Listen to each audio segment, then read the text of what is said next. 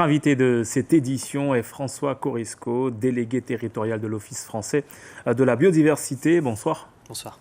Alors aujourd'hui, c'était la journée mondiale de la biodiversité. Revégétaliser les sites légaux, sites d'orpaillage via ce type de société, on vient de le voir, c'est une bonne chose. Mais qu'en est-il des sites illégaux qui polluent encore plus l'environnement ? C'est vrai que c'est une belle initiative et pour la restauration écologique de sites, c'est-à-dire on va refonctionner les écosystèmes tels qu'il était avant l'exploitation. Donc l'OFB par exemple a démarré avec l'Office de l'eau et la DGTM un projet qui s'appelle RISOG pour la restauration hydromorphologique. Donc que ce soit pour du légal ou de l'illégal, on va donner à disposition des opérateurs ou d'autres personnes des outils et qui vont permettre de restaurer le site avec des conditions vraiment favorables.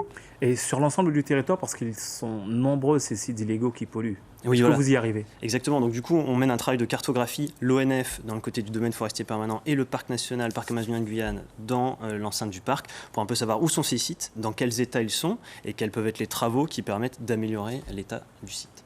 Le thème cette année de cette journée, nous faisons aussi partie de la solution. En faisant quoi précisément ? Alors, les initiatives pour la protection de l'environnement, de la biodiversité, de la nature, les différents mots fonctionnent, ça vient aussi d'initiatives qui peuvent être d'associations, de collectivités. On a des beaux exemples avec la mairie de Monsigny-Tonnet-Grande ou de Mana, avec qui on travaille sur des atlas biodiversité communaux, qui permet d'avoir des inventaires participatifs.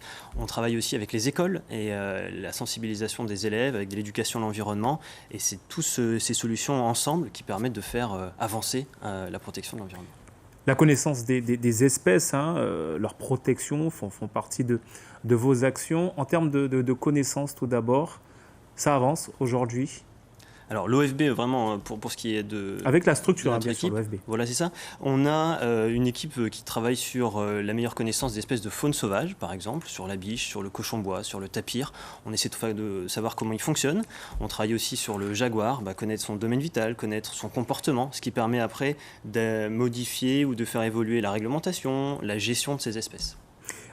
Concernant justement la protection, c'est une partie plus police, plus de répression.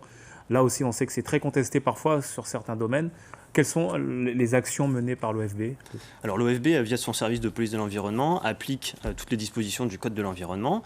Par exemple, je peux vous citer des opérations qui ont eu lieu cette semaine dans l'ouest de la Guyane. On avait par exemple une tapouille surinamaise qui était dans les rizières de Mana, qui était donc en pêche illégale dans les eaux françaises.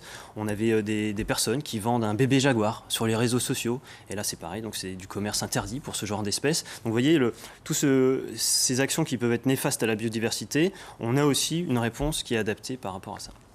Une réponse adaptée. Merci d'avoir répondu à notre invitation ce soir. On rappelle que c'était donc à l'occasion de cette journée mondiale de la biodiversité.